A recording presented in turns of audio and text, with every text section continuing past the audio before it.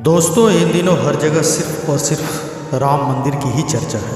यह एक भव्य और कई मायनों में ऐतिहासिक मंदिर है और इस मंदिर में पूरी अयोध्या नगरी की काया पलट कर दी है। अयोध्या नगरी की गूंज आज पूरी दुनिया में सुनाई दे रही है। प्रभु श्री राम की ये नगरी सिर्फ इस भव्य मंदिर के कारण ही प्रसिद्ध नहीं है, बल्कि और भी कई ऐसी बातें हैं जो अयोध्या को बहुत ही खास बनाती है। अयोध्या नगरी कितनी पुरानी है, इसे किसने बनाया था, अयोध्या को पहले किस नाम से जाना जाता था, वेदों में अयोध्या के बारे में क्या लिखा गया है, हिंदुओं के अलावा बौद्ध और जैन धर्म में इस जगह का क्या महत्व है, आखिर कब यहाँ मंदिर तोड़कर मस्जिद का निर्माण किया गया था। इस तरह के कई सवाल हैं जिनके बारे में बहुत ही कम लोग जानते हैं। अयोध्या के बारे में दोस्तों जब भी बात की जाती है तो हर कोई राम मंदिर या बाबरी मस्जिद के कांड के बारे में ही बात करता है। ये एक ऐसी नगरी है जो अपने आप में कई प्राचीन रहस्य समेटे हुए हैं। अयोध्या नगरी का असली इतिहास क्या है, यहाँ कौन कौन से त्यौहार धूमधाम से मनाए जाते हैं, अयोध्या कैसे पहुँचा जा सकता है और यहाँ पर राम मंदिर के अलावा कौन कौन सी जगह घूमने के लिए आप जा सकते हैं, इन सारे सवालों के जवाब आज हम आपको अपनी वीडियो में देने वाले हैं। यकीनन इस वीडियो को देखने के बाद आप जल्द ही अयोध्या और राम मंदिर घूमने के लिए लालायित हो जाएंगे।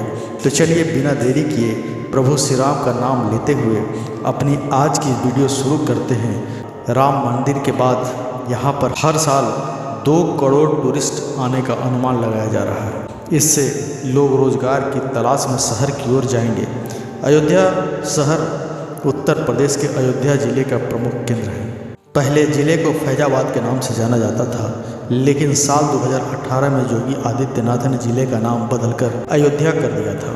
यह शहर कुल 120 वर्ग किलोमीटर एरिया में फैला हुआ है। शास्त्रों में अयोध्या को 12 योजन विस्तार यानी करीब 144 किलोमीटर का बताया गया है। अयोध्या में 460 लोग प्रति वर्ग किलोमीटर एरिया में रहते हैं। शहर में सबसे अधिक अवधी भाषा का प्रयोग किया जाता है। इस शहर को पहले अवध के नाम से जाना जाता था। हिंदी, संस्कृत और उर्दू भाषाएं भी यहाँ समझी और बोली जाती हैं। अयोध्या नगर पालिका परिषद के अनुसार यहाँ पर 93% हिंदू और 6% मुसलमान रहते हैं। वहीं 1% सिख, बौद्ध और जैन धर्मों के लोग शामिल हैं। आपको बता दें कि शहर का लिटरेसी रेट 78%। अयोध्या शब्द को तोड़कर देखें तो शब्द निकल कर आती है अ प्लस युद्ध, यानी एक ऐसी जगह जहां कोई भी युद्ध ना होता हो। इसे आज हर कोई भगवान श्री राम की नगरी कहता है, क्योंकि भगवान विष्णु जी के 7वें अवतार प्रभु श्री राम का जन्म यहीं पर हुआ था। सरजू नदी के किनारे बसे इस शहर के बारे में हिंदू धर्म ग्रंथों, वेदों और पुराणों में बहुत कुछ लिखा हुआ है। इसे ईश्वर का नगर भी कहा जाता है और ग्रंथों में इसकी तुलना स्वर्ग से की गई है। अयोध्या को सप्त परियों में से एक माना जाता है। ऐसा भी कहा जाता है कि ये नगरी विष्णु जी के सुदर्शन चक्र पर बसी हुई है। इसे मंदिरों का शहर कहना दोस्तों बिल्कुल भी गलत नहीं होगा, क्योंकि आज के समय में अयोध्या में 5 से 6 हजार मंदिर मौजूद हैं। आज इसे पूरी दुनिया अयोध्या के नाम से जानती है। प्राचीन समय में कई बार इस नगरी का नाम बदला जा चुका है। इसे विनीता नगरी और साकेत के नाम से भी जाना जाता है। यह शहर अपने आप में भारत का गौरवशाली इतिहास, प्राचीन संस्कृति और सभ्यता समेटे हुए है। हजारों साल पहले भगवान राम का दोस्तों जन्म हुआ था। इसके अलावा रघुवंश और सूर्यवंशी राजाओं ने भी यहाँ पर राज किया। ऐसा कहा जाता है कि भगवान राम ने जब गुप्तार घाट पर जल समाधि ले ली थी तो ये नगरी पूरी तरह से वीरान हो गई थी। यहाँ तक कि शहर के सारे जानवर, कीड़े मकोड़े, कीट पतंगे भी अयोध्या छोड़कर चले गए थे। इसके बाद उनके बड़े पुत्र कुश ने इस नगरी को दोबारा बसाया।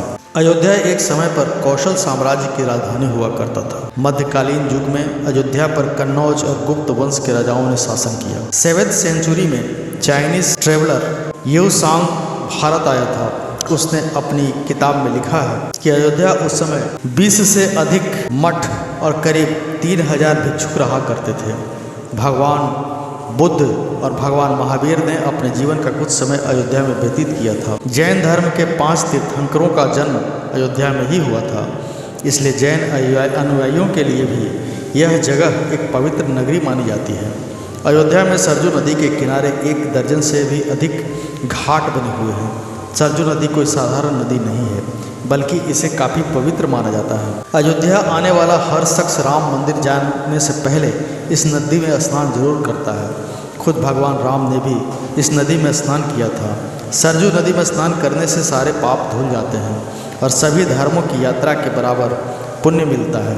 अयोध्या का प्रभाव भारत तक ही सीमित नहीं है, बल्कि विदेशों में भी इस शहर के खूब चर्चे हैं। इंडोनेशिया के शहर यकार्ता और थाईलैंड के शहर अयोध्या का नाम अयोध्या शहर के नाम पर ही रखा गया है। साउथ कोरिया की सिटी गीम और नेपाल के जनकपुर को अयोध्या की सिस्टर सिटी कहा जाता है। असल में माता सीता के पिता जनकपुर के राजा थे और इसीलिए जनकपुर को भगवान राम का ससुराल कहा जाता है। साउथ कोरिया से भी अयोध्या का खास कनेक्शन है। अयोध्या की रहने वाली एक राजकुमार ने समुद्र यात्रा कर साउथ कोरिया तक का सफ़र तय किया था। इसके बाद राजकुमारी का विवाह कोरिया के कारा साम्राज्य के किंग किम सुरो से हुआ था। बाद में राजकुमारी का नाम योआंग कर दिया गया था। अयोध्या को फिलहाल काफ़ी अच्छी तरह से डेवलप किया जा रहा है। इसे स्मार्ट सिटी मिशन में भी शामिल किया गया है। नया एयरपोर्ट, सड़कों के रीडेवलप्ड सहित करीब 250 परियोजनाएं अयोध्या में चल रही हैं, जिनका बजट 30,000 करोड़ से भी ज़्यादा है। चलिए थोड़ा शॉर्ट में आपको राम मंदिर के बारे में जानकारी देते हैं। इतिहासकारों के मुताबिक पहले के समय में यहाँ पर एक प्राचीन मंदिर हुआ करता था, लेकिन साल 1528 में मुग़ल बादशाह बाबर के आदेश पर जनरल मीर बाकी ने मंदिर को तोड़ दिया था और यहाँ पर एक मस्जिद का निर्माण कराया था। उसने मस्जिद का नाम अपने बादशाह बाबर के नाम पर रखा, जिसे बाबरी मस्जिद के नाम से पहचान मिली। लेकिन 6 दिसंबर 1992 के दिन कार सेवकों ने मिलकर बाबरी मस्जिद का ढांचा क्षतिग्रस्त कर दिया। इसके बाद देश भर में दंगे हुए और मामला कोर्ट तक पहुंचा। 9 नवंबर 2019 के दिन सुप्रीम कोर्ट ने हिंदुओं के पक्ष में ऐतिहासिक फैसला सुनाया।